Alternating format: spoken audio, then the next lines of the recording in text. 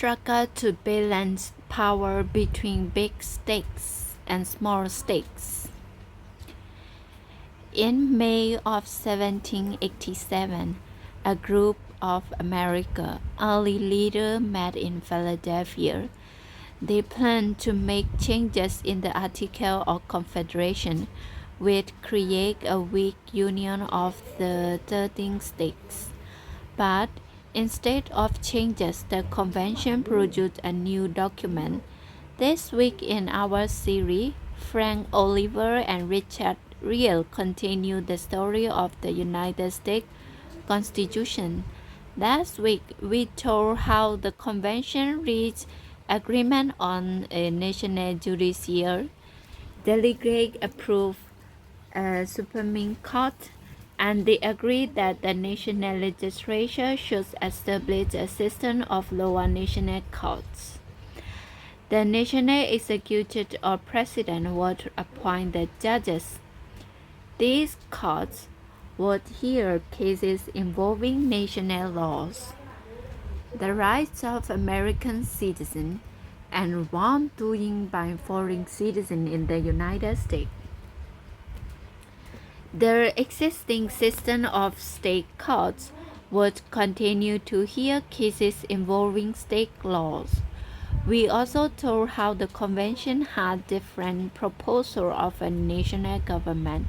Virginia and New Jersey offered their plans. Alexander Hamilton of New York presented a third proposal. It would give the national government almost unlimited powers. Hamilton's ideas were not popular. After Hamilton's five-hour speech, one delegate said, "Hamilton is praised by everybody. He is supported by no one." Delegates voted to reject the New Jersey plans. They did not even vote on Hamilton's plans. From that time, all their decisions were about the plan presented by Virginia. The delegates began to discuss creation of a nation legislature that would be the most hotly debated issue of the convention. It forced out into the open the question of equal representation. Would small states and large states have an equal voice in the central government? One delegate described the situation this way. "Let us see the truth," he said. "This is a fight for power, not for liberty. Small states may lose power to big states in a national legislature, but men living in small states will have just as much freedom as men living in big states." The issue brought the deepest emotion to the surface. One day, Gunning Bedford of Delaware looked straight at the delegate from the largest states. "Gentlemen," he shouted, "I do not trust you if you try to crush the small states. You will destroy the Confederation. And if you do, the small states will find some foreign ally for more honor and good faith, who would take them by hand and give them justice." The debate on legislative representation, big states against small states, lasted 4 weeks that summer in Philadelphia. Delegates voted on proposal, then discussed other proposals, then voted again. By the beginning of July, they were no closer to agreement than they have been in May. As one delegate said, "It seems we are at the point where we cannot move one way or another." So delegates did what large groups often do when they cannot reach agreement. They voted to create a committee. The purpose of the committee was to develop a compromise on representation in the national legislature. This so-called Grand Committee would work by itself for the next 7 days. The rest of the delegates would rest and enjoy themselves during the July 4th holiday. July 4th, Independence Day, is what a national holiday in the United States. It marked the 11th anniversary of America's Declaration of Independence from British rule. It was a day for parades, fireworks, and patriotic speeches. The celebration was especially important in Philadelphia. It was the city where the Declaration of Independence was signed. Now it was the city where a new nation was being created. Convention President George Washington led a group of delegates to a ceremony at the Philadelphia church. They had a speech written especially for them. Your country looked to you with both worry and hopes. The speaker said, your country depends on your decision.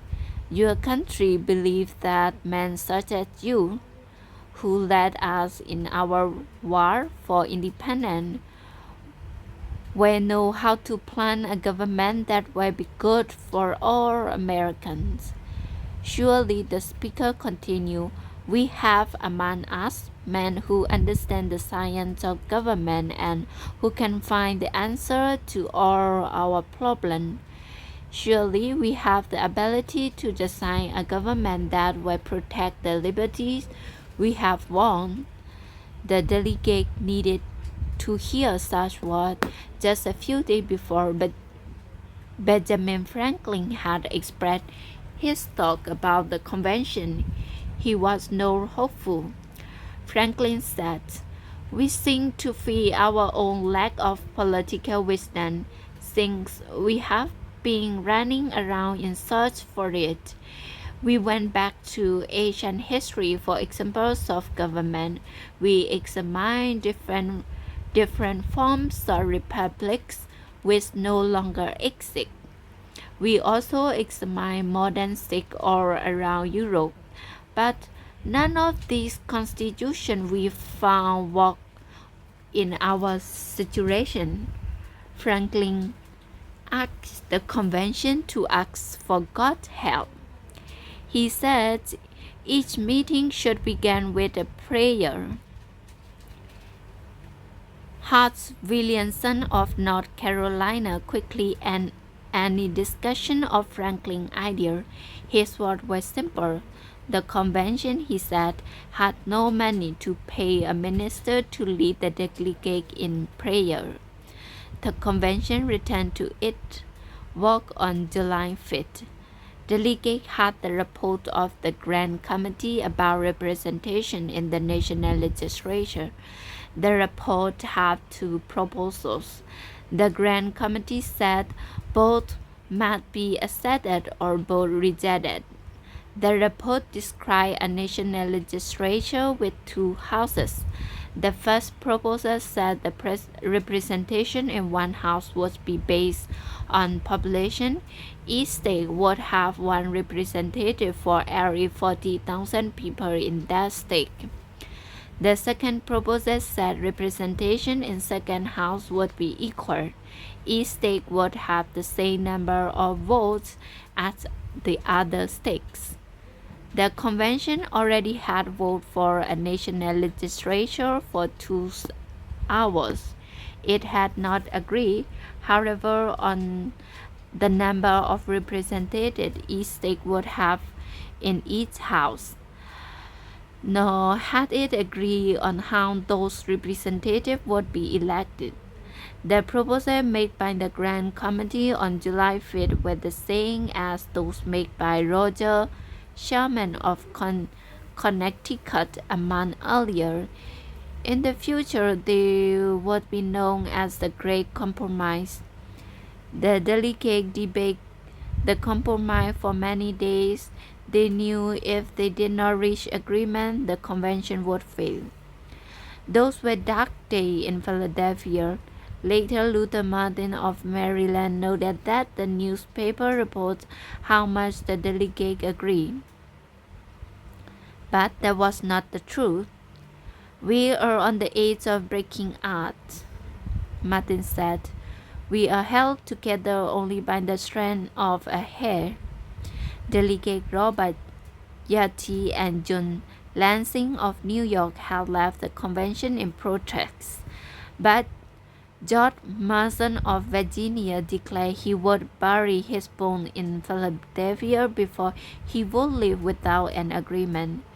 Even George Washington was depressed. He wrote to Alexander Hamilton, who had returned to New York temporarily.